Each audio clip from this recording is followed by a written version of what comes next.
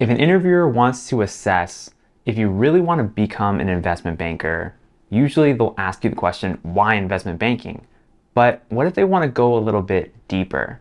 One of the ways that they can assess this is by asking a different question, which is, pitch me a deal.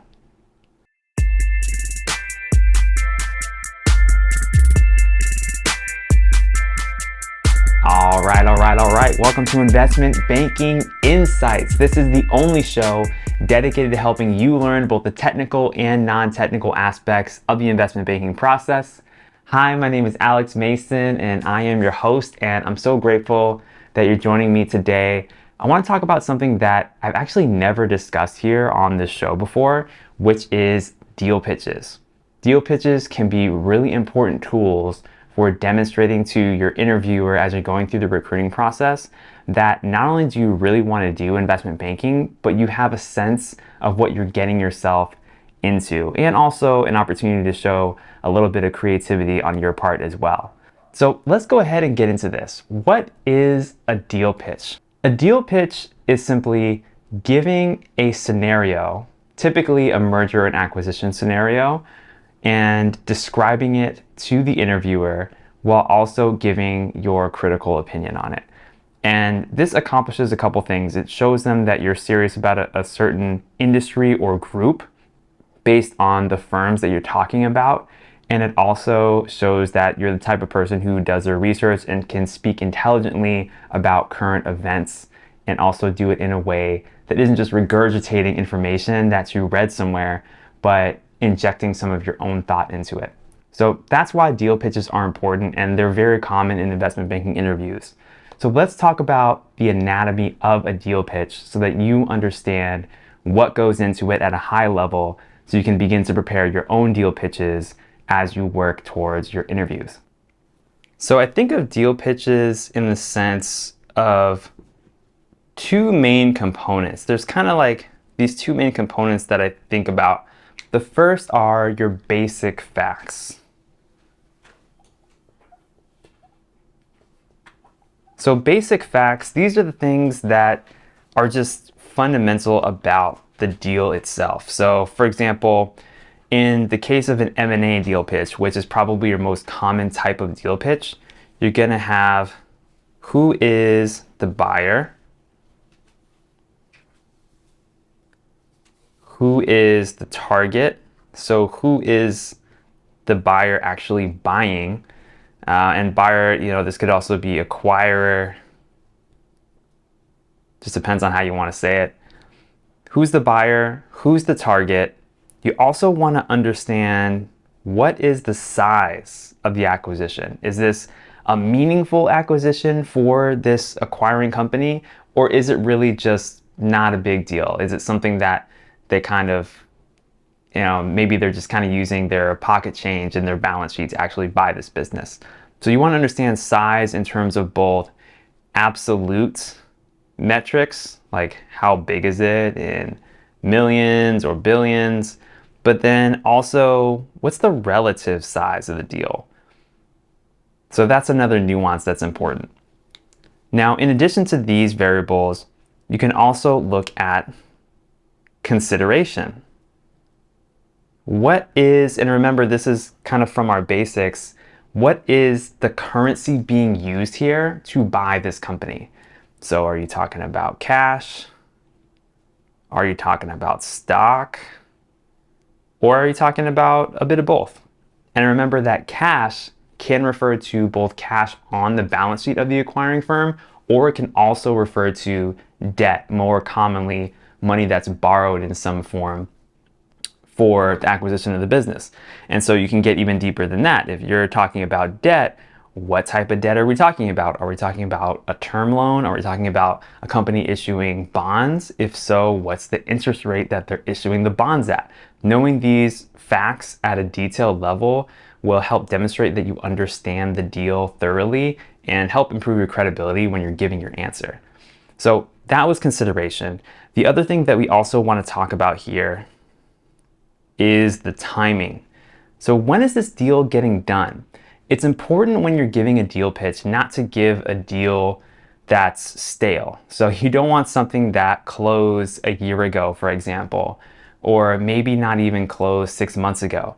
Once the deal has happened, that's kind of it. It's done. The investment bankers who are working on that deal have done their work, the fees have been paid, the merger or the acquisition has happened, and then everyone kind of moves on to the next thing.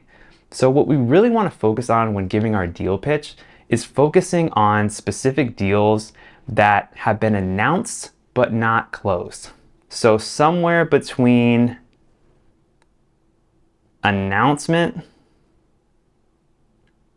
and closure. This is the area that we want to focus on, because this is the anticipatory phase, right? This is the phase where investment bankers are working their magic to actually make this deal happen. The deal has been announced, and of course, investment bankers are involved before things are publicly announced, but now we can talk about it, right? Because there's been a press release, so-and-so is acquiring such and such firm for X number of dollars. Here's the consideration, here's the size, relative and absolute, and we believe this deal is going to close in December or January or whatever, but there's usually some kind of date that you're getting for understanding when the deal is going to close. So remember, somewhere between announcement and closure is a good fertile ground for picking deal pitches to talk about in your interviews. So that is timing. Another thing I want to talk about, and this leads really into the next point, strategic rationale. And this gets to the question of why. Why is this deal getting done?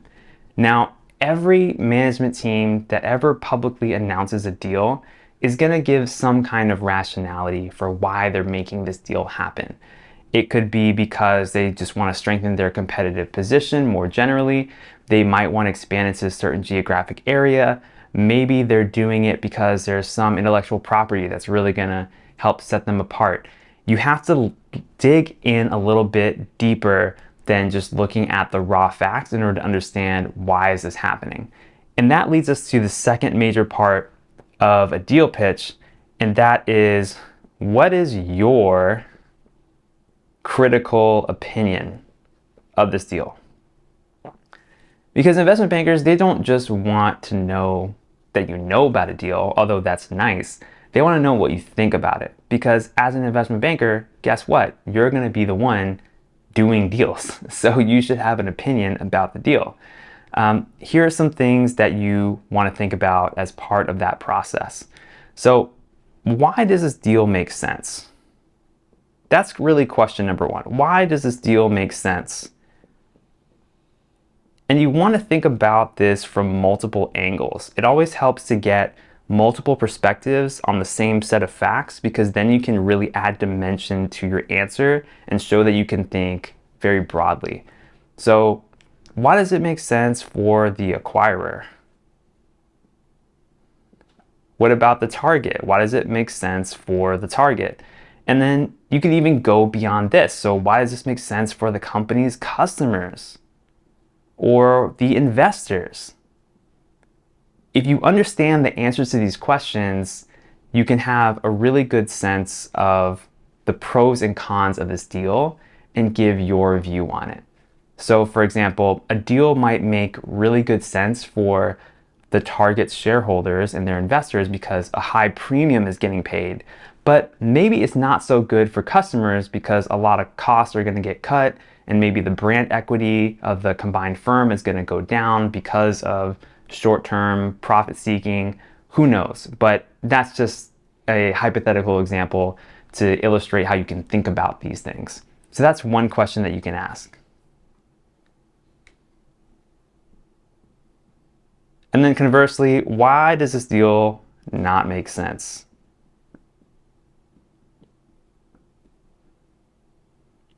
It's really just taking the first question and then flipping it on its head, right? Thirdly, we can ask the question of, how does this deal fit into broader trends?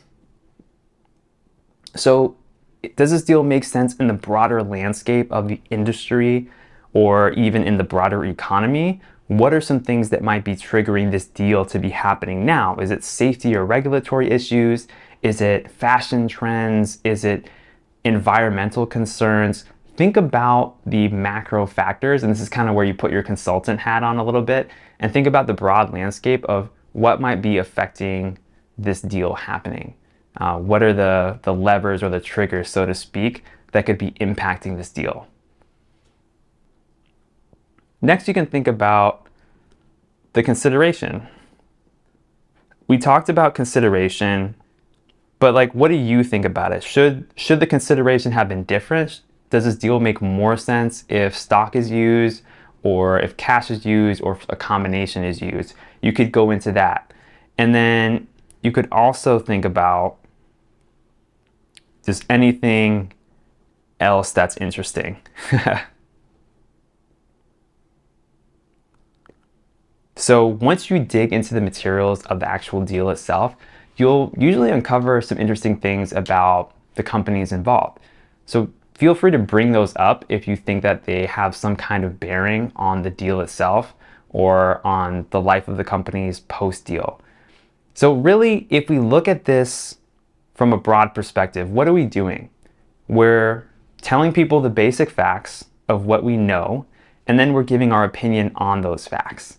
And with this very simple combination, you can demonstrate a significant amount of knowledge about an industry, about particular companies, and your opinion on the specific situation in a very short period of time.